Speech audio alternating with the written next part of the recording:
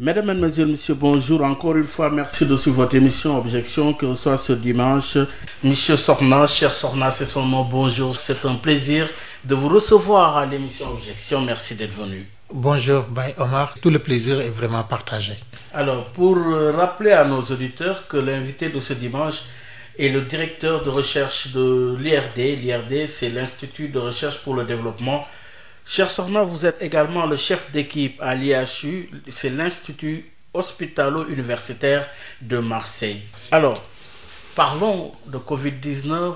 L'heure est à l'évaluation pour faire le bilan après plus de 2 mois de coronavirus au Sénégal.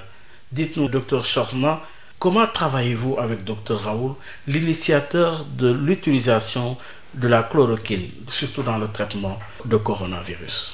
Merci, Omar. Permettez-moi de saluer donc vos éditeurs et de remercier toute l'équipe de Sud FM. Donc vraiment, c'est un plaisir de venir partager avec vous les informations que nous connaissons concernant donc cette maladie qui est la Covid-19, coronavirus.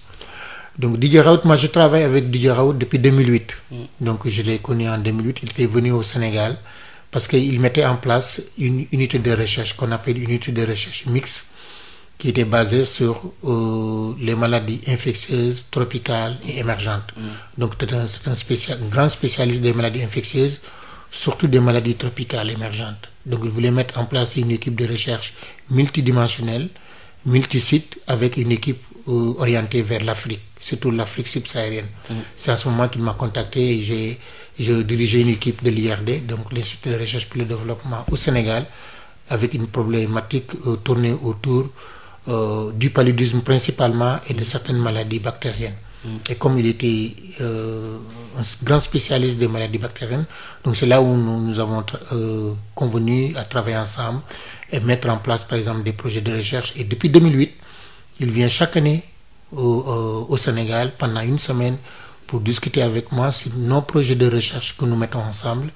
Et nous encadrons actuellement des étudiants. Actuellement, pour vous dire... Vous êtes en partenariat, je veux parler des 2 instituts, IRD et Marseille, IHU de Marseille. Oui, c'est-à-dire que l'IRD fait partie de ce qu'on appelle des tutelles de l'Institut hospitalo-universitaire de Marseille. Mais avant ça, il y avait ce qu'on appelle cette unité de recherche que Didier Raoult a mis en place en 2008, avant même l'avènement de l'Institut hospitalo-universitaire. Et l'Institut hospitalo-universitaire a été officiellement ouvert en 2016. Donc avant 2016, donc nous, depuis 8 ans, on travaille ensemble avec lui. Et moi, j'étais chef d'équipe dans l'unité et je continue à être chef d'équipe. Et la principale thématique de mes recherches ou des recherches de l'équipe que je dirige, c'est les maladies persistantes émergentes en Afrique de l'Ouest, détection, épidémiologie et lutte. Vous avez beaucoup travaillé dans le cadre du PALU aussi. On a travaillé dans le cadre du PALU parce que c'était vraiment une collaboration étroite avec le programme national de lutte contre le paludisme au Sénégal, parce que notre équipe, l'équipe de l'IRD, a vraiment une histoire sur la lutte contre le paludisme au Sénégal, d'une façon particulière au Sénégal. Et nous avons mis en place, ça fait des années, avec l'Institut Pasteur de Dakar, un projet qui s'appelle le projet Guelmon Diop, qui était un projet axé sur la compréhension de l'histoire naturelle du paludisme, c'est-à-dire que des personnes qui sont infectées régulièrement du paludisme commencent à acquérir une immunité, ne deviennent plus malades. On était là, observer les gens pour voir comment l'immunité s'installe. Est-ce que cette immunité, elle est définitive, ou elle est acquise, ou elle peut se perdre si vous sortez de la oui, zone. mais on reviendra sur l'enjeu autour de cette immunité, justement, dans le contexte Covid-19. Mais en attendant, le partenariat s'est élargi avec Souleymane Mboup. De ce point de vue, dites-nous, comment se passe justement ce partenariat avec l'IRS? Déjà, le partenariat avec l'IRD, c'est vraiment... Moi, je suis partie intégrante de l'IHU, parce que je suis chef d'équipe. Et nos programmes de recherche, par exemple, que nous faisons avec Didier Raoult, ce sont des programmes de recherche qui sont partagés, qui sont à cheval entre Marseille et Dakar. Je vous donne un exemple. Par exemple, avec Didier Raoult, moi, je co-encadre ensemble avec Didier Raoult 3 étudiantes ou doctorantes sénégalaises sur des questions qui intéressent la santé publique sénégalaise et même française. Donc nous travaillons par exemple sur le lavage régulier des mains. Donc c'est la seule étude africaine qui a montré que effectivement le lavage régulier des mains, et que cette étude a été faite au Sénégal, dans la région de Fatick, qui montre que le lavage régulier des mains diminuait de 50% les maladies diarrhéiques chez les enfants et de 30% au niveau des maladies respiratoires chez les enfants. Et ça vient à son heure, parce que c'est la période où les gens, on demande aux gens de se laver les mains, et voilà une étude qui prouve scientifiquement que le lavage régulier des mains pour lutter contre la Covid-19. Et je pense que ça fait partie des mesures barrières. Des mesures barrières. Et nous l'avons fait avec du savon et du savon ordinaire. Comme quoi, il faut adapter les stratégies. C'est des stratégies. C'est-à-dire qu'on a des stratégies globales, mais il faut des stratégies adaptées avec un contexte local.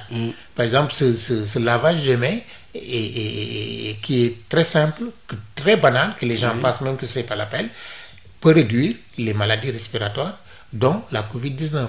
Élargi maintenant avec le laboratoire de Mboup. Le laboratoire de Mboup, par exemple, depuis quelques 2 ans, j'ai demandé au professeur Didier Raoult d'élargir en fait cette collaboration, parce que chaque année, moi, j'organise ce qu'on appelle des journées scientifiques, où j'invite beaucoup de partenaires, surtout l'université de Dakar, Gaston Berger, etc. C'est vraiment une tribune où, par exemple, des jeunes académiques, des jeunes chercheurs, des doctorants, des masters, des seniors exposent leurs sujets, les projets de recherche, et ça nous permet d'échanger. Et ensuite, à un moment donné, je pense qu'avec l'ouverture de l'IRSF, parce que l'IRSF, quoi qu'on dise, c'est vraiment une fierté nationale. Et j'avais demandé à Souleymane Boubsi et Didier Raoult de se rapprocher, parce qu'ils ont une vision commune. Dans le contexte du combat contre Covid-19 Avant c'était il y a juste 2 ans. Et dans le contexte du combat actuellement, il y a une nette collaboration, parce que nous échangeons des protocoles, nous échangeons des consommations. Il a fini par disposer de la souche. Exactement. Ça n'a pas été facile apparemment au départ. Ça n'a pas été facile. Je pense que c'est ça c'est-à-dire que c'est ça c'est le côté altruiste. Mais comment il a fait? Parce que on est dans les secrets quand même. L'Institut Pasteur avait refusé de lui céder la souche. Comment a-t-il pu faire finalement?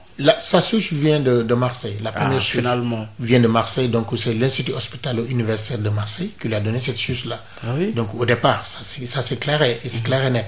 Maintenant, nous, cette collaboration, c'est au-delà du Covid-19. Maintenant, ce que je veux, avec le rapprochement avec Souleymane Boub, c'est de créer ce qu'on appelle des hubs de plateaux techniques. C'est-à-dire, moi, actuellement, Omar, j'ai deux défis dans la recherche africaine et dans la recherche sénégalaise d'une façon particulière. Le premier défi, c'est la formation de haut niveau. C'est-à-dire qu'il faut former les jeunes générations qui vont arriver dans une formation de pointe. C'est là où se situe l'enjeu de qualité. C'est-à-dire qu'il faut que les gens, même si la recherche, c'est-à-dire une recherche de pointe. Et ça, on est en train de le faire. Moi, personnellement, j'encadre 7 étudiants qui sont en co-tutelle entre l'Université de Marseille et l'Université de Dakar, donc qui font des séjours alternatifs entre Marseille et Dakar, et qui manipulent, qui sont dans les laboratoires, l'IHU, si vous ne le savez pas. C'est un institut de haut niveau, c'est-à-dire qu'on ne le trouve pas en Europe. Toutes les technologies de pointe de dernière génération sont utilisées au niveau de l'IHU, des spectrométries de masse, tout. Donc ces Sénégalais vont se familiariser, s'habituer à manipuler ces techniques novatrices. Et l'autre chose que je voulais dire, c'est maintenant le transfert. C'est-à-dire faire tout pour que ces gens reviennent au Sénégal avec un transfert de technologie. C'est-à-dire avoir les mêmes outils au Sénégal pour faire du séquençage, de la génomique, de la protéomique. Parce que c'est là l'enjeu. L'enjeu, vous avez vu ce virus, on ne connaît pas tous les secrets de ce virus. On ne connaît pas ça. Peu d'informations.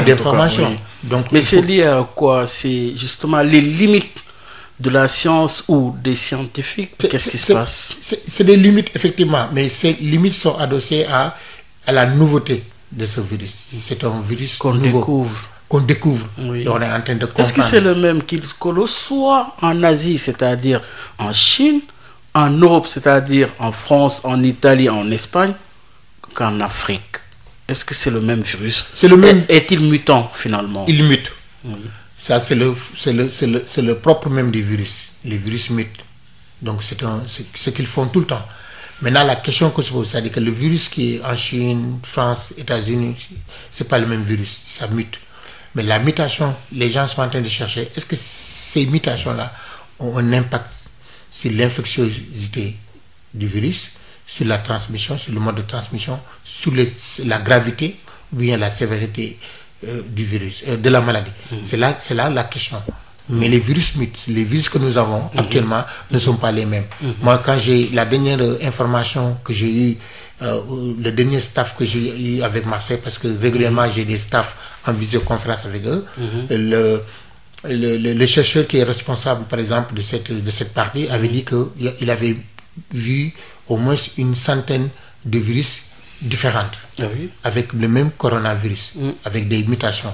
Maintenant, il faut pousser les études pour voir est-ce que ces mutations-là ont un impact sur la transmission, sur la sévérité ou la gravité de la maladie. Oui, ça, on ne sait pas. Oui, au départ, il était question au début d'une attaque pulmonaire, ensuite cardiaque. Aujourd'hui, il est question d'attaque de notre flore intestinale. Qu'en est-il réellement? Même avant de parler, Omar, de flore intestinale, on a parlé du côté les problèmes cardiaques, oui. Par exemple, cardiaque, on en a parlé. On a parlé des problèmes pulmonaires, mais on parle maintenant d'une embolie pulmonaire. C'est-à-dire au niveau du sang, c'est-à-dire des vaisseaux sanguins ou bien une artère pulmonaire qui est vraiment bouchée. Parce qu'on avait pensé que ça allait directement au niveau des poumons. Ensuite, on a parlé du côté cardiaque, embolie cardiaque et autres. Finalement, aujourd'hui, on parle de flore. Oui. Donc, par exemple, les caillots sanguins qui bouchent les artères pulmonaires. Et il y a des études qui ont montré que même il y a des patients qui n'avaient aucune forme grave et qui commençaient à développer à une vitesse très rapide cette embolie pulmonaire qui devient dangereuse et mortelle. Parce que tout simplement... Mais rassurez-nous, comment cela se passe finalement avec ce virus? Voilà, vous avez énuméré par exemple le côté cardiaque, le côté pulmonaire, le côté sanguin. On va découvrir d'autres choses. Par exemple, on parle vous parlez de la flore intestinale. La flore intestinale, dans le jargon scientifique, c'est ce qu'on appelle le microbiome. C'est le microbiome ou le microbiote. C'est l'ensemble donc des pathogènes d'un organe bien donné. Ça peut être le microbiote digestif, ça peut être le microbiote respiratoire, ça peut être le microbiote vaginal. Donc c'est l'ensemble des pathogènes qui existent. Donc mais il faut juste dire que il y a une rumeur sur la bactérie qui s'appelle Prevotella. Les gens, parce que c'est une bactérie banale qu'on trouve dans nos intestins, donc dans le ventre des humains. Et les gens pensaient que cette Prevotella causait les formes graves, parce que cette Prevotella était infectée par les virus du coronavirus, le virus du coronavirus de la COVID-19. Mais c'était vraiment des observations faites sur 3 malades seulement en Chine. Et après, on a regardé effectivement que ce n'était pas ça. Mais ce qu'il faut dire maintenant, le microbiote, quel que soit alpha, a un impact positif ou négatif sur le coronavirus. Et là, nous, on est en train de travailler parce que ce que je vais vous dire aussi, c'est que le professeur Didiarout est un grand spécialiste du microbiote. Il fait partie des 3 ou 4 mondiaux. Donc, c'est le microbiote digestif. Donc, il travaille sur le répertoire du microbiote digestif, du microbiote respiratoire, etc. D'ailleurs, moi, j'ai deux étudiantes. L'une qui travaille sur le microbiote respiratoire. C'est là où on a découvert, au Sénégal, par exemple, il y a des coronavirus qui circulent. Il y a 4 coronavirus, 4 souches de coronavirus ou types de coronavirus qui circulent et qui créent ce qu'on appelle des rhumes. Depuis quand? Depuis toujours? Depuis toujours. Depuis toujours, nous, on a eu des prélèvements respiratoires parce que nous suivons des populations dans nos observatoires de population de santé du Sénégal sous l'égide de l'IRD. Nous suivons nous avons ce qu'on appelle un programme qui s'appelle l'identification des pathogènes liés à la fièvre, c'est-à-dire les maladies fébriles. Donc, on a trouvé dans certains échantillons de malades ou de personnes asymptomatiques de 4 types de coronavirus qui sont des coronavirus qui circulent et qui peuvent créer, par exemple, ce qu'on appelle des rhumes. Et pour vous dire aussi que, par exemple, dans l'arsenal des coronavirus, nous avons 36 coronavirus entre l'animal et l'homme. Et sur ces 36, il y a 7 qui infectent l'homme. Et le 7e coronavirus, c'est la Covid-19. Donc, vous voyez, donc c'est des virus qui circulent, que nous connaissons, mais ce coronavirus est beaucoup plus virulent, beaucoup plus dangereux et beaucoup plus contagieux. C'est pourquoi, et vous avez vu, ça a été une épidémie en Chine qui est devenue maintenant une pandémie. Donc, une urgence sanitaire finalement. Une urgence sanitaire ou une crise sanitaire. Et si on revient par exemple sur le microbiote, effectivement, les gens sont en train de regarder parce que le microbiote aussi a une influence sur l'immunité, sur nos facteurs de protection. Donc, ça joue. Et les gens sont en train de voir effectivement est-ce que la gravité de la maladie ou la sévérité de la maladie ne va pas dépendre des microbiotes. Et maintenant, les microbiotes sont différents. Les microbiotes des Africains sont différents des Européens et des Américains, etc. Ah oui, est-ce que c'est pas pour ça qu'on dit que oui, les Africains résistent mieux que les Européens? Il y a beaucoup de facteurs. Il faut microbiote qui justifierait cela. Il y a beaucoup de facteurs. On ne peut pas être tranché. Donc, certainement, peut-être, il y a le microbiote. Les gens parlent du groupe sanguin O, qui est beaucoup important en Afrique par rapport les autres continents. Il y a la jeunesse de la population, ça c'est clair, la jeunesse de la population. La moyenne d'âge en Afrique, c'est 20 ans. Si vous prenez des pays comme par exemple l'Italie, voilà, il y a plus de 40% de la population qui a plus de 70 ans. Donc, voilà. Il y a aussi, on en a parlé tout de suite, c'est la densité de la population. Donc, la densité de la population en Afrique tourne autour de 42-45%, 40 personnes par kilomètre carré. Si vous prenez en Europe, c'est 200 personnes par kilomètre carré. Comme on l'appelle en New York, où vraiment c'est l'hécatombe, c'est 1000, c'est 1000 voire 10 000 personnes par kilomètre carré. Mais pourquoi ce virus, cher Sornan, attaque beaucoup plus les populations des zones urbaines? Qu'est-ce qui explique cela? Je pense que ça doit être la densité. Et parce qu'au Sénégal, Dakar vraiment fait partie des zones les plus touchées. En tout cas, si on enlève les autres caractéristiques du virus, etc., on peut parler des facteurs qui sont le transport, les mouvements des populations. Ça joue un rôle. Il y a plus de densité de mouvements de population dans les villes. Ensuite, la densité. Ce sont, je pense, les deux facteurs qu'il faut regarder. Les mouvements, les va-et-vient des uns et des autres avec le transport. C'est pourquoi l'État avait mis des directives au niveau du transport. Ensuite, les rassemblements, c'est-à-dire les rassemblements, que ce soit au niveau des écoles, des mosquées, etc. Et la densité. Et dans les rassemblements, tout le monde sait, moi j'ai fait des recherches très poussées sur les grands rassemblements. Et j'ai publié 5 publications scientifiques. Et c'est un mode de transmission pour ce genre de virus? Exactement. Très rapide. Les maladies respiratoires, c'est-à-dire que j'ai étudié le Grand Magal de Touba sur les grands rassemblements, c'est-à-dire les risques infectieux liés au Grand Magal de Touba. Depuis 2014, vous êtes de Diourbel? Je suis de Diourbel. Oui, donc un natif de la localité. Exactement. Et on a étudié ça et puis j'ai même présenté quelques résultats préliminaires au Khalife général des Mourides. C'est Mountakha pour lui dire que... C'est en cela que c'est extrêmement important, dites-moi si c'est le cas, justement le fait que pour des mesures de ce genre qui soient adaptées aux réalités locales. On a vu la prière de ce vendredi où les règles, les réflexes, les mesures barrières ont été respectées, notamment le port de masque et la distanciation sociale et physique. Oui, non, c'est ça. Je disais que par exemple pour les résultats du Magal de Touba, on avait vu effectivement, après le Magal de Touba, les maladies infectieuses comme les diarrhées et les maladies respiratoires augmentaient du fait de la promiscuité.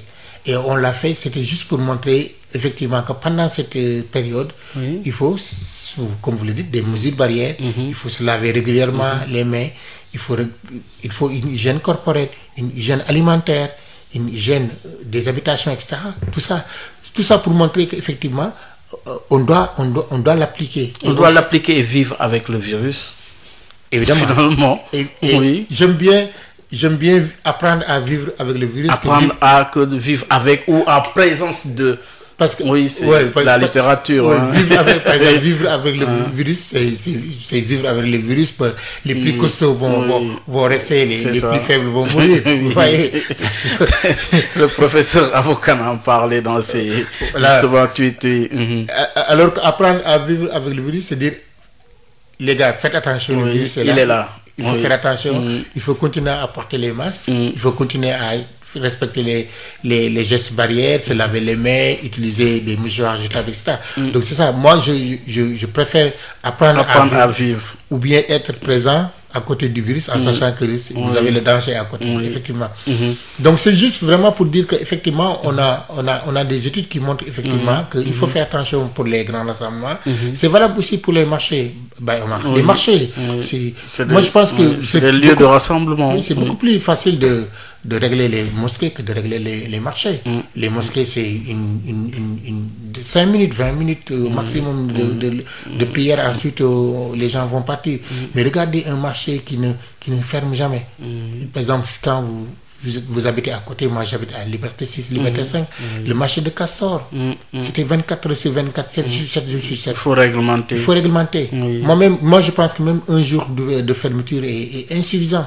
C'est-à-dire il fallait 2 jours, samedi, dimanche. Désinfecter, nettoyer, remettre de l'ordre. Et ensuite remettre de l'ordre, c'est-à-dire qu'on ne peut pas mélanger les denrées alimentaires au tissu. Oui, mais vous là, vous parlez justement d'un cas extrêmement important, l'environnement, la destruction de notre environnement. Aujourd'hui, on a vu que ici, par exemple, au niveau de la corniche, il est difficile justement de humer l'air, l'oxygène aujourd'hui. La destruction de notre environnement aussi contribue beaucoup à la propagation du virus. Ou est-ce que vous avez étudié le lien? Les gens vont l'étudier parce que, comme vous le savez, on connaît quelques pans de la transmission. C'est-à-dire, on commence à connaître. Il reste des choses. On sait que c'est des postillons venant des salives, quand vous toussez, quand vous éternuez, etc. On connaît ça. On connaît que le virus peut se maintenir sur des trucs solides comme les poignées de porte, les tables, le fer, etc. Mais il y a une étude qui vient de sortir qui jette les bases d'une transmission aéroportaire. C'est-à-dire que le virus est dans les particules aérosols de l'air. Donc on l'a trouvé, vous voyez. Donc ça veut dire que dans le même ambiant, du côté ambiant comme ça, on peut avoir le virus qui circule. Mais et ça a duré. C'est ça que je voulais dire. Ça veut dire que maintenant, la question c'est que trouver le virus dans ces endroits ne veut pas dire que le virus est infectant ou infectieux. On peut trouver le matériel génétique du virus.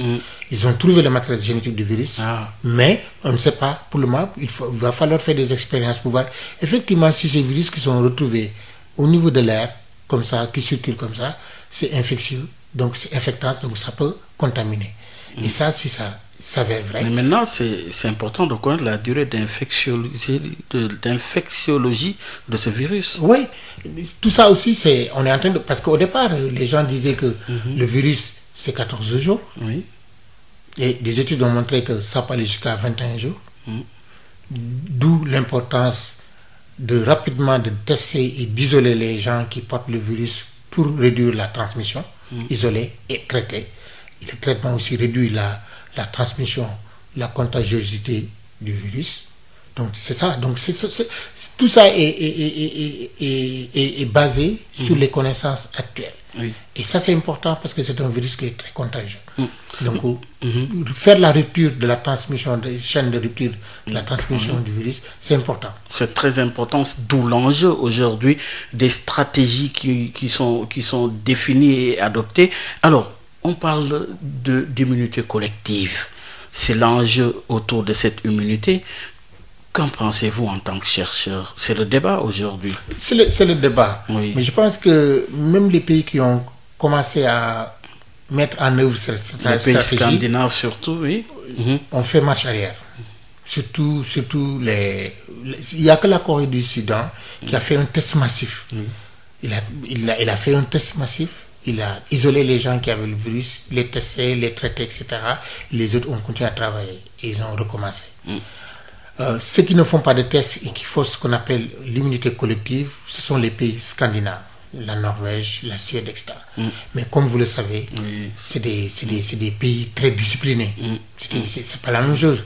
Le contexte africain, moi je pense, ne permet pas de faire ce qu'on appelle immunité collective. Maintenant, ce qu'il faut dire, c'est que si on n'a pas les moyens de faire un dépistage ciblé, massif, ciblé. Parce qu'il y a ciblé, massif. Pas massif. Le massif, je pense qu'il n'a pas de sens parce que ça demande beaucoup de logistique. Tester tous les Sénégalais, ça n'a pas de sens. Tester les Sénégalais avec Quel est le meilleur choix? Il faut au préalable, on peut faire ce qu'on appelle un test massif aléatoire par sondage. Ça nous permet d'avoir la prévalence réelle. Des pays comme le Ghana l'ont fait. De la maladie, oui. Donc ça peut nous permettre d'avoir une prévalence réelle de la maladie. C'est-à-dire le taux d'infectiosité de la maladie, on peut le savoir. Maintenant, si on ne l'a pas, actuellement, le Sénégal est dans une phase de ce qu'on appelle l'installation progressive et définitive de la maladie au Sénégal. C'est-à-dire qu'on n'a plus de cas importés, etc. Les cas contacts, les cas communautaires, c'est des cas positifs, c'est la même chose. Donc là, ce qu'il faut faire, c'est que continuer à être agressif. C'est-à-dire parce que là, nous sommes dans le cadre de la transmission communautaire. Il faut une stratégie communautaire. C'est-à-dire de quelle nature? De quelle nature? C'est d'aller vers les cas communautaires, pousser l'investigation, c'est-à-dire pousser l'investigation. Et quand l'investigation est poussée et on a le nombre de cas communautaires issus ou bien du cas index, tester tout le monde. Tester tout le monde. Si à l'échelle d'un quartier, il faut tester le quartier. Si à l'échelle d'un village, il faut tester le village, etc. Tester tout le monde. Identifier les personnes négatives.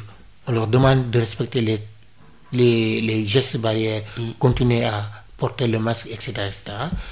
Les gens qui sont positifs, on les traite. Vraiment, si on les traite, on réduit la durée médiane d'hospitalisation ou la durée du portage. Parce que là, les hôpitaux sont saturés aujourd'hui. C'est ça que je dis. Mais si vous faites ce dépistage-là, vous les traitez. Mais est-ce que ça n'a pas été une mesure tardive d'opérer pour l'extra-hospitalisation aujourd'hui? Oui. Je peux le dire. Oui et non. Parce que ça fait longtemps, les spécialistes ont parlé, ici en tout cas dans le studio, les modélistes ont parlé, tout le monde a attiré l'attention qu'on risquait d'aller vers la saturation des structures hospitalières. Voilà que nous en sommes aujourd'hui. C'est-à-dire, on a très tôt dire que c'est la victoire. C'est-à-dire, on nous a dit l'exception sénégalaise. Les gens parlaient de l'exception sénégalaise. En tant que chercheur spécialiste. Il n'y en avait pas. Il n'y a pas d'exception sénégalaise. C'était étonnant d'ailleurs. Voilà. Moi, cette tendance à s'autoglorifier. Je ne suis pas d'accord. J'étais pas au moment où les gens parlaient d'exception sénégalaise, je disais aux gens, augmentez les tests. Et augmentez les tests si vous augmentez les tests. Prudence. Augmentez les tests. Si vous augmentez les tests, vous allez voir. La sagesse est la mère de la sûreté. Exactement. Et je pense que ça a été par exemple la courbe de progression de la maladie. Pour l'analyser et retenir quoi, cette courbe, l'allure de cette courbe? L'analyse de la courbe montre qu'au début, le premier mois de la crise, l'augmentation des cas n'était pas fulgurante. L'emballement n'était pas fulgurant. Vous voyez. Donc c'est à ce moment-là que les gens pensaient qu'il y avait l'exception sénégalaise. Mais après, tout le monde sait que dans cette crise, quand vous regardez le pic, la courbe épidémique, il y a toujours une phase de l'attente. C'est quoi un problème de gestion? Il y a un problème de gestion, d'organisation, de méthodologie, de communication aussi. Et de casting finalement. Il y a tout. Il y a tout. Il y a un problème de communication. C'est-à-dire il y a un problème aussi de partage de l'information, de partage de décisions. Pluridisciplinaire, mettre tout le monde autour de la table c'est le ministère de la Santé qui chapeaute la santé de tous les Sénégalais. Nous sommes tous d'accord. Oui. C'est eux qui le font, etc. Mais à un moment donné, ils sont en train de le faire. C'est de créer des commissions recherche, etc.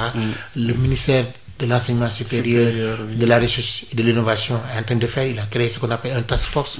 Il a invité toutes les forces actives scientifiques du Sénégal à venir proposer des questions de recherche pour participer à la riposte. C'est là où, par exemple, nous, on a proposé d'utiliser la chloroquine comme traitement, comme prévention. Oui. Parce que nous pensons, nous pensons que la là aussi, il faut beaucoup informer. Oui, parce c'est que important, parce que avez-vous l'impression que c'est en train de prendre l'autre sens? Non, c'est ça. C'est-à-dire que... Parce qu'il y a un débat quand même qui a été suscité de la remise en cause justement de la chloroquine comme modèle de traitement. Oui, c'est-à-dire que c'est un modèle, c'est un traitement. De toute façon, les gens, le dernier protocole qui a été adopté par l'IHU, par exemple, pour ne pas dire Didier Raoult, c'est l'hydroxychloroquine plus l'azithromycine. Il faut l'utiliser. Donc, on n'utilise pas seul l'hydroxychloroquine. Et ensuite, il faut l'utiliser d'une façon précoce. Dès le dépistage, dès la positivité du dépistage. C'est-à-dire que la personne est déclarée positive, on commence le traitement. Et si on le fait, et on voit que la charge virale diminue, la durée d'hospitalisation va diminuer, et c'est ce que le professeur Seydi a observé au Sénégal. Mais quand même, en passant de 13 jours d'hospitalisation à 9, voire même 8 jours, si le traitement est précoce. Mais là, c'est à titre préventif, toujours. Non, c'est à titre curatif. Curatif, ok. Oui, avec Cédric, c'est à titre curatif. Okay. Donc la prévention avec la chloroquine n'est pas encore déclarée ni autorisée au Sénégal. C'est pourquoi nous, on a proposé. Moi, je fais partie d'un groupe de recherche qui a proposé donc ce projet de recherche pour éventuellement essayer de protéger, par exemple, le personnel de santé. Les personnels qui commencent à être atteints, ce personnel. Les personnels vulnérables, les personnes âgées, les personnes qui ont une comorbidité, diabète, tension, etc. Je pense que c'est des personnes, parce que je suis convaincu que la chloroquine peut faire d'autres choses, comme d'autres miracles, comme la prévention. Parce qu'on l'a utilisé dans la prévention du paludisme, c'est vrai. Même si c'est deux maladies qui sont totalement différentes.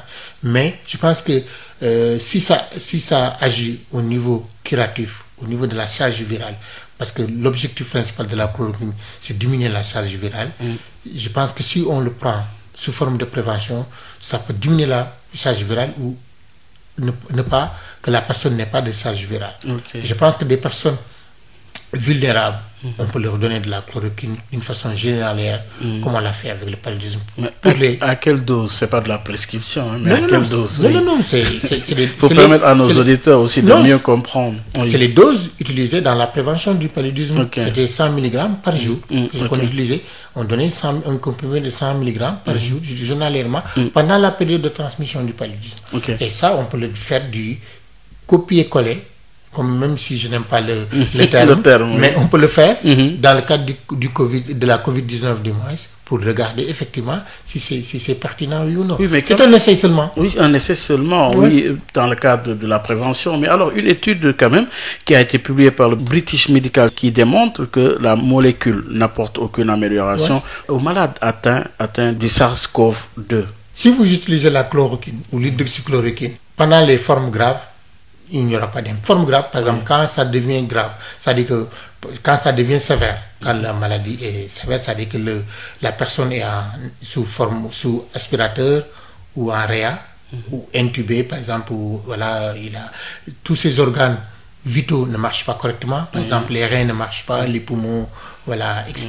Là, on n'a pas besoin il n'y aura pas d'effet. Voilà, d'une diminution de la charge virale.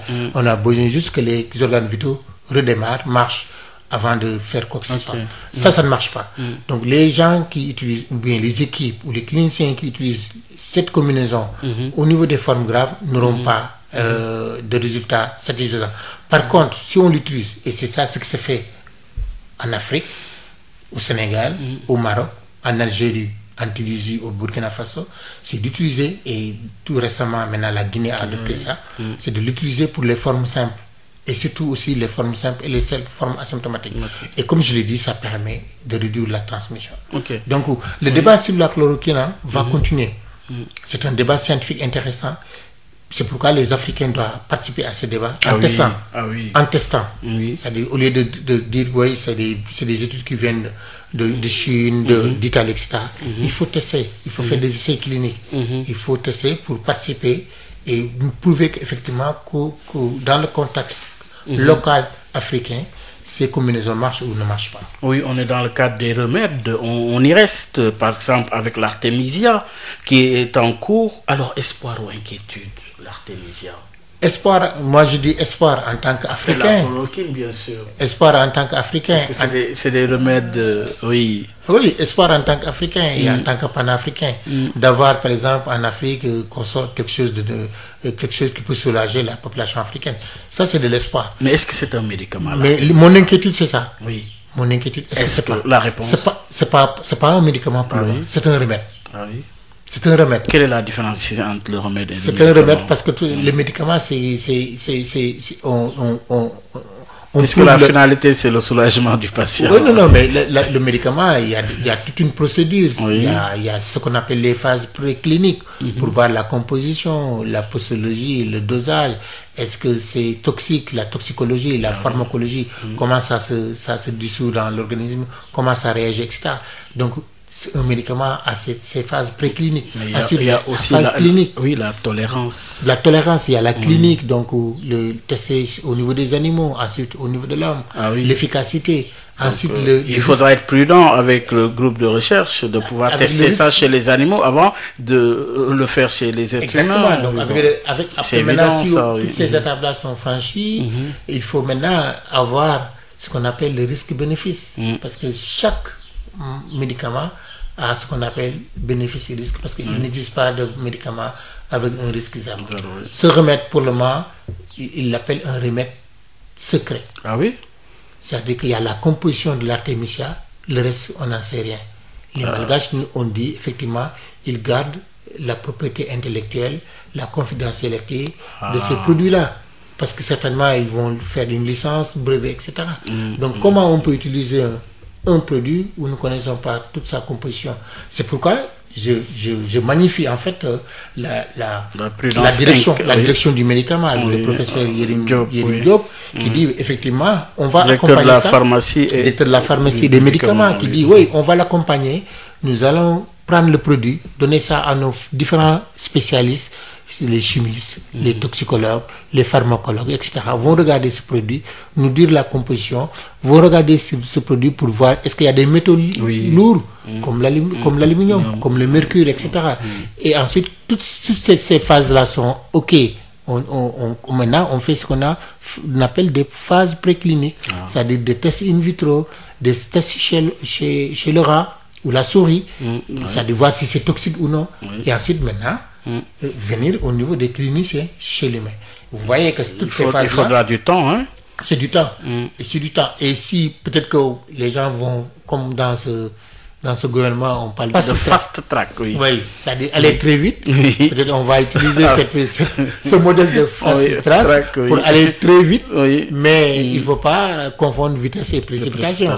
Je pense qu'on va respecter, connaissant donc les gens qui sont autour de cette affaire-là, ils vont respecter toutes les procédures.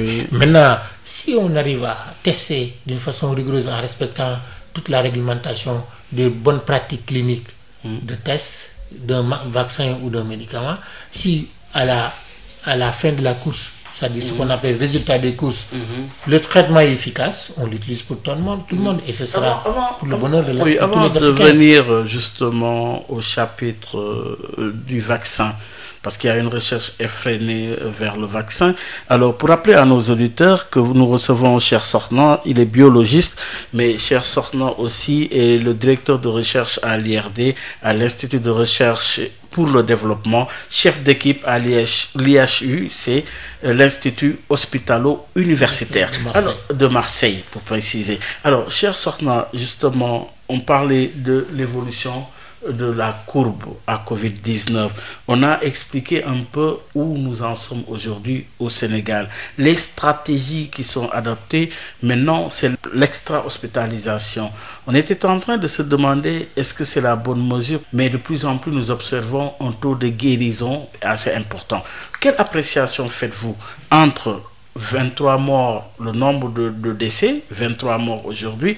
Vous avez aujourd'hui le Sénégal qui franchit la barre des 2000 et vous avez aussi un taux de transmission communautaire qui est là.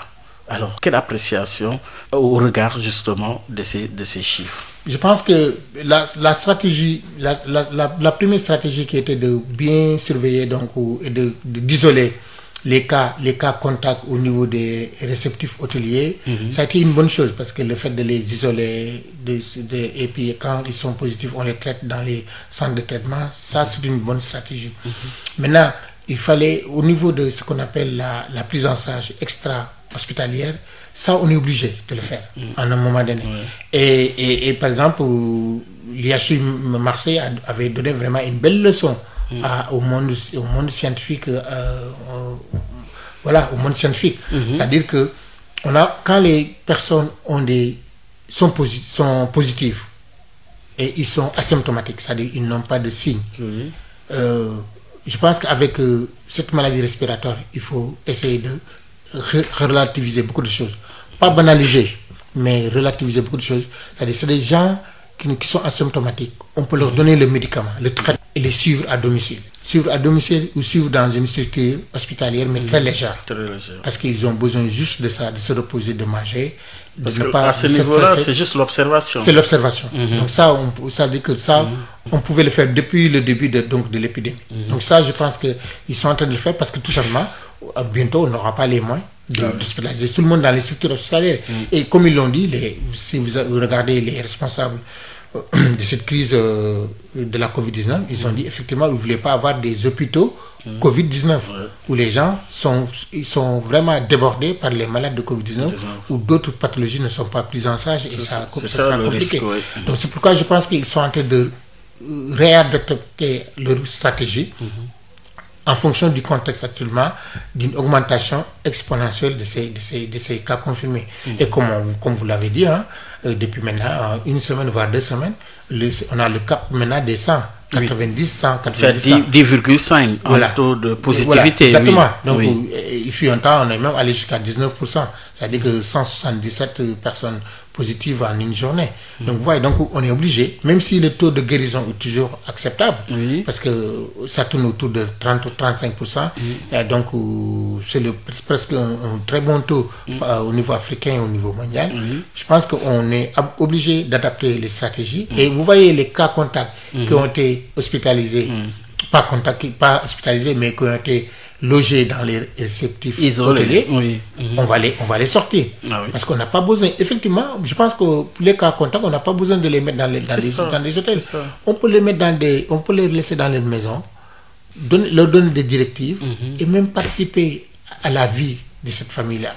C'est-à-dire, au lieu de payer de l'argent au niveau des hôtels, on peut leur donner de quoi vivre dans une famille. Je pense que la directrice de l'action sociale l'a bien expliqué. Exactement. Et pour moi, même cette stratégie-là permet de diminuer le taux de stigmatisation. Par exemple, le fait de les sortir, amener à l'hôtel, revenir dans leur maison, etc., ça peut créer de la stigmatisation.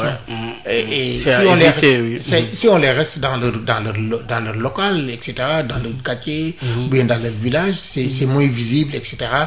Peut-être que même les populations locales environnantes vont être beaucoup plus sensibles pour dire effectivement cette maladie existe parce que cette famille-là est mise en caractère. Il faut une bonne communication. Il faut une bonne communication de et je pense que le travail des socio-anthropologues doit être beaucoup plus visible, beaucoup plus agressif pour que les gens comprennent. Et c'est ça l'intérêt de partager justement ce comité pluridisciplinaire, ouvert. Exactement, exactement ouvert à tout le monde, même les projets de recherche qui sont en train d'être développés par le ministère de la Recherche, de l'enseignement supérieur, le ministère de la Santé aussi, vont prendre tous ces aspects-là.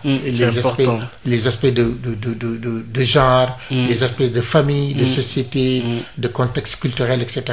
C'est important parce que, voilà, nous, c'est la communauté. Parce que la première... En définitive. Baye Omar, la première ligne de défense pour la transmission, pour la lutte contre la transmission de ce virus, c'est les communautés. Donc tout ce que vous faites comme message, comme directive, il faut une appropriation de la communauté. La communauté doit s'approprier ces directives. Le port du masque. Le down up. Voilà. Si vous dites le port du masque, et si vous n'êtes pas convaincu, les gens ne sont pas convaincus, ils ne vont pas le prendre, ils ne vont pas le porter. C'est ça. Donc il faut les convaincre. Nous sommes à un autre niveau. C'est l'enjeu autour de la transmission communautaire. C'est actuellement la bataille. C'est pourquoi je dis que la première ligne de défense, c'est la communauté. C'est-à-dire que l'enjeu actuellement, c'est de traquer les cas communautaires le plus précocement possible pour éviter la transmission. Et là, vous avez expliqué quel modèle avec les tests, vous avez ciblés, parlé des tests ciblés. Autour des cas. Et ensuite, la nouveauté, c'est que comme je ne sais pas comment on l'appelle, la commission des données personnelles accepte qu'on utilise les données téléphoniques, ça peut permettre une traçabilité, un traçage des cas communautaires, des cas contacts, etc. Ça permet de circonscrire la maladie. C'est ça l'objectif. Donc ça, on peut l'utiliser. Donc on peut utiliser les nouvelles technologies.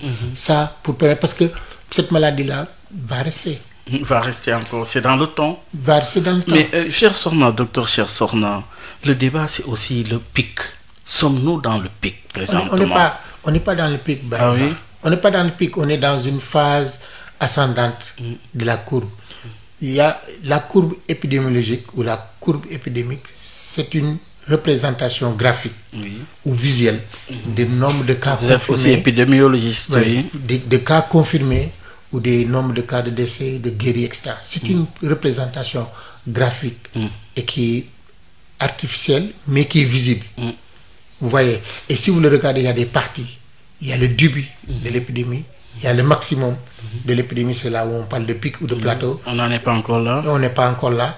Et d'après les modèles, moi je suis dans un groupe de travail avec Moubarak Lo, que je salue au passage, qui fait un travail exceptionnel avec différents groupes, différentes personnes d'horizons très différents, des gens de l'ANSD, de l'école statistique de Paris, etc. Donc moi-même, etc. Et les modèles que nous avons mis en place, qui sont très provisoires et préliminaires, parce qu'on n'a pas toutes les données du ministère de la Santé, montrent que vraiment on va au mois de juin pour avoir un pic. Et il y a d'autres modèles, même les modèles du ministère de la Santé nous montrent qu'on va vers au mois de juin. Au mois de juin, c'est à début, mi-juin. Mi-juin. Les gens parlent mi-juin. Les gens parlent de mi-juin vers le 10 jusqu'à la fin du mois de juin, et d'autres parlent même de juillet. Ah oui. Donc voyez, donc je parle du Sénégal. Oui. Donc ce pic-là, on n'est pas encore au pic. On a juste augmenté le nombre de tests.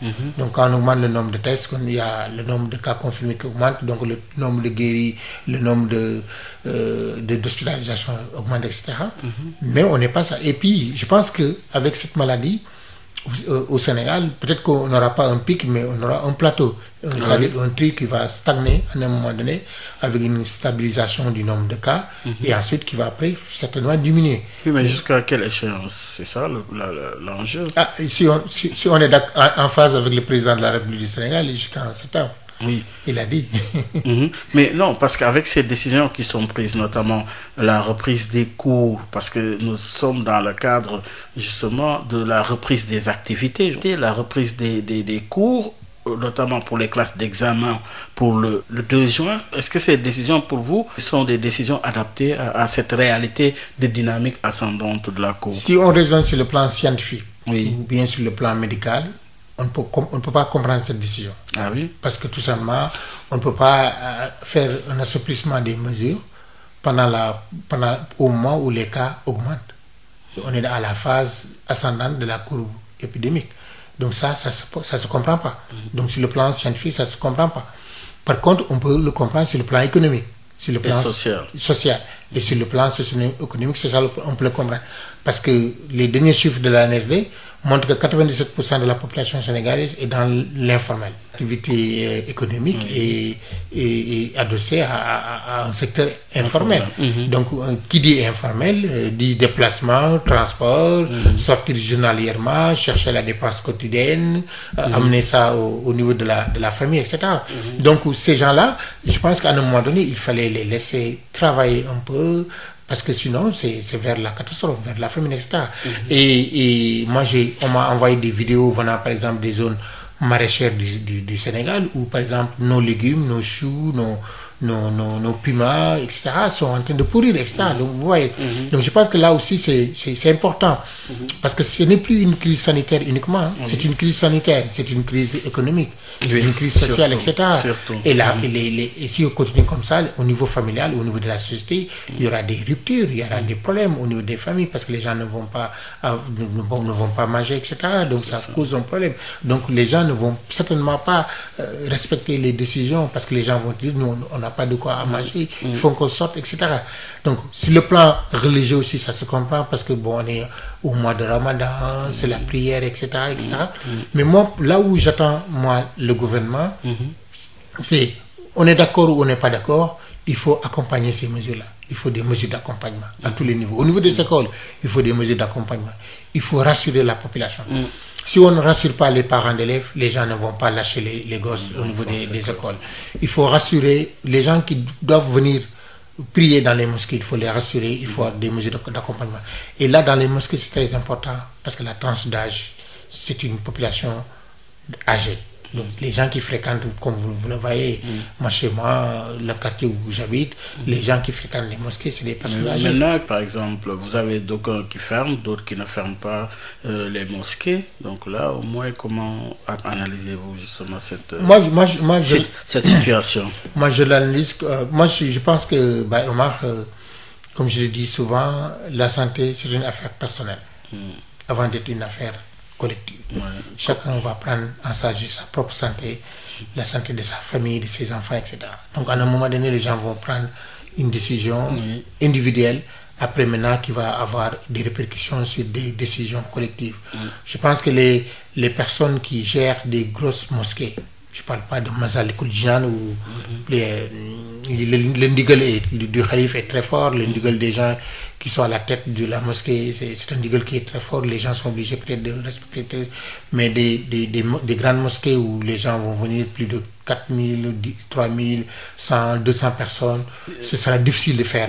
Ils n'auront pas les moyens. Ils n'auront pas les moyens de faire respecter. Oui, maintenant, si vous avez une mosquée d'un petit quartier où les gens vont venir prier 30 personnes, parce que j'ai entendu Alioune Sall disait ça, par exemple, il disait chez moi, la mosquée va ouvrir parce que j'aurai pas 30 personnes. Donc je peux demander à tout le monde de passer par le thermoflage, de se laver les mains, d'amener sa nappe de prière, etc. Donc vous voyez, donc c'est des contextes. C'est-à-dire que ce qui est valable pour Dakar n'est pas valable à Fongolemi ou à Kumpentoum, etc. Donc voilà, donc c'est-à-dire qu'il faut toujours regarder les contextes. Et le contexte local joue un rôle important. Joue un rôle important. Alors, venons-en justement au vaccin. Au vaccin, aujourd'hui, à travers le monde, il y a 70 projets de conception d'un vaccin, alors que d'autres trouvent que la solution se trouve dans les anticorps avec un cocktail de médicaments. Qu'en pense le chercheur? De toute façon, comme c'est une maladie respiratoire, on est obligé d'avoir un vaccin comme la grippe. Même si le vaccin n'est pas efficace, ou bien si le vaccin mute chaque année, il faut... Parce que dans les stratégies de prévention, le vaccin joue un rôle important dans la prévention. Donc je pense qu'il faut un vaccin. Même s'il faut maintenant faire des cocktails de médicaments. Parce qu'il faut un vaccin, il faut un médicament. Il faut des gestes barrières, on est d'accord. Mais il faut un médicament ou des médicaments et il faut un vaccin, ça permet de faire ce qu'on appelle de la prévention. Maintenant, les médicaments, c'est sûr qu'on aura des médicaments qu'on appelle un repositionnement, comme l'hydroxychloroquine, qui sont des anciens médicaments.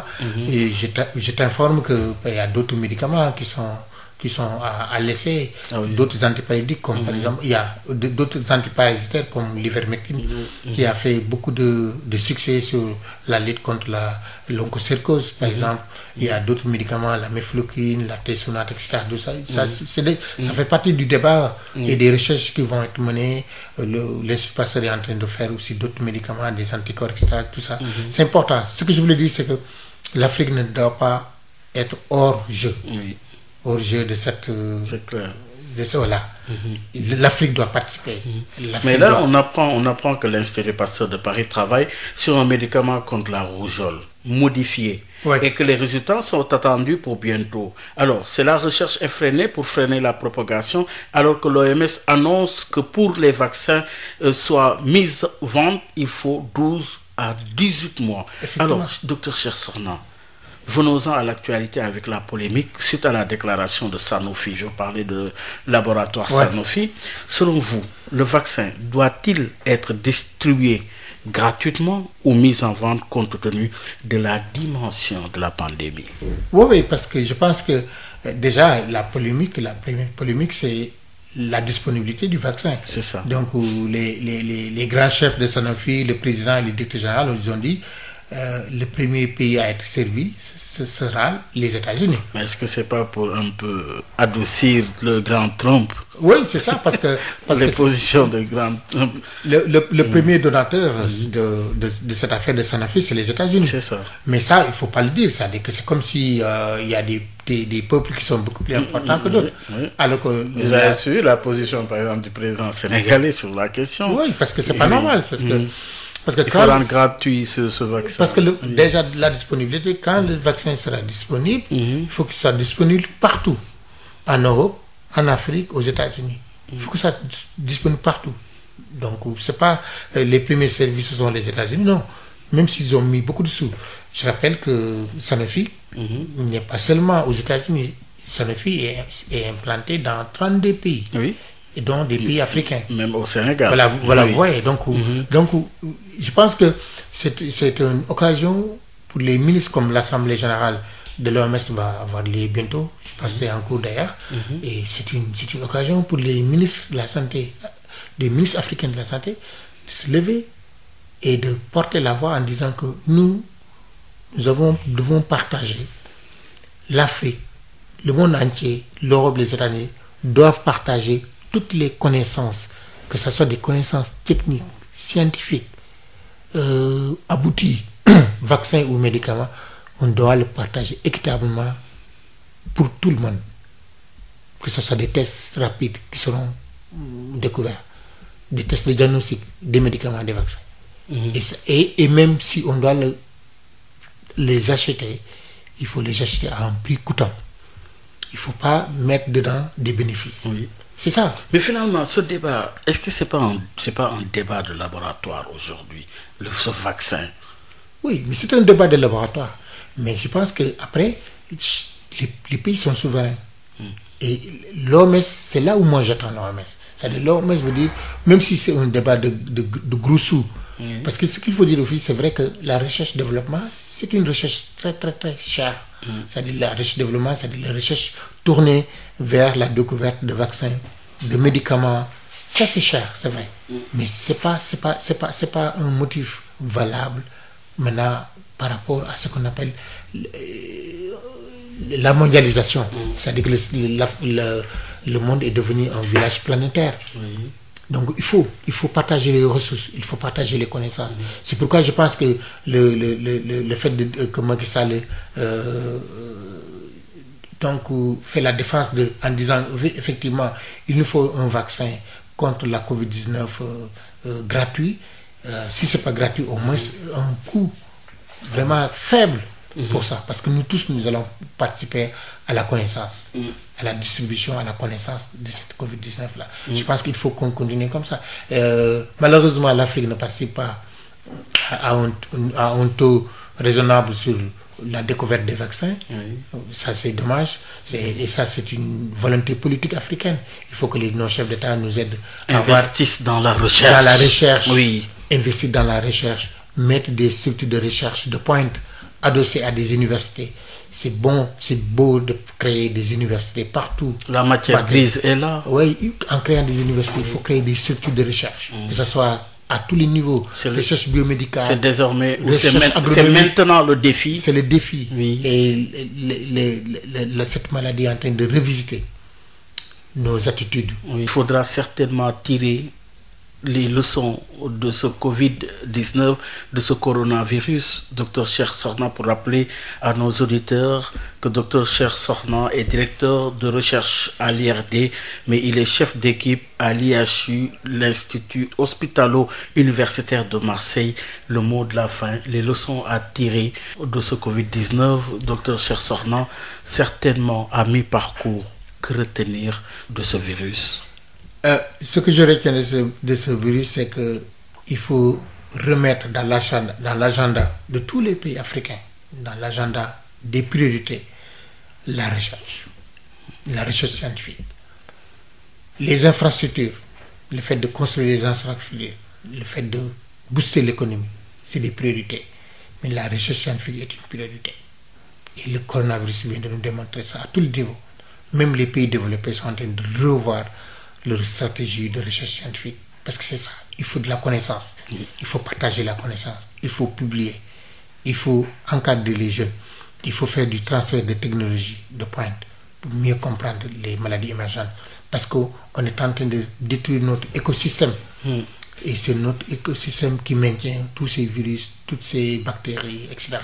qui vont venir des animaux pour venir chez l'homme, etc.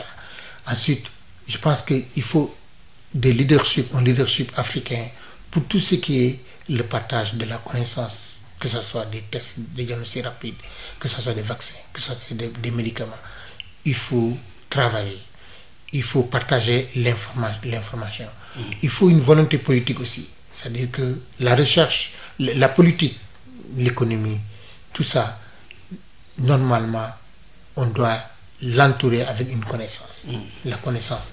Et moi, je parle de la connaissance parce que je pense que c'est important.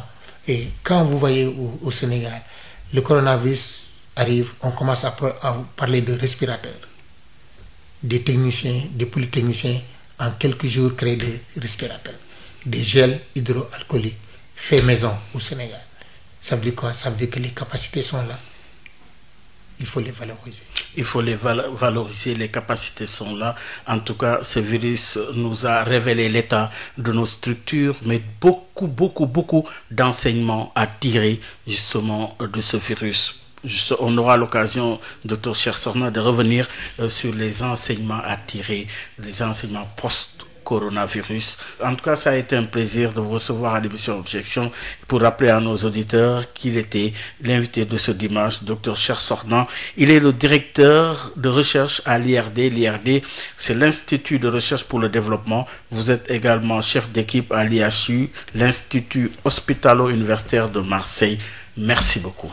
Merci Bayomar, tout le plaisir est partagé. Permettez-moi, avant de boucler cette émission, de saluer la mémoire de l'ambassadeur Ndiouga Ndiaye, ancien ambassadeur du Sénégal en Gambie, arraché à notre affection jeudi dernier. En ce mois béni de Ramadan, que toutes nos prières l'accompagnent, que la terre de Yoff lui soit légère. Il était un grand auditeur de Sen Radio et nous vouait une grande affection. Toutes nos condoléances à toute sa famille. Repose en paix, ambassadeur. Merci, mesdames et messieurs. Rendez-vous dimanche prochain avec un autre invité. Au revoir.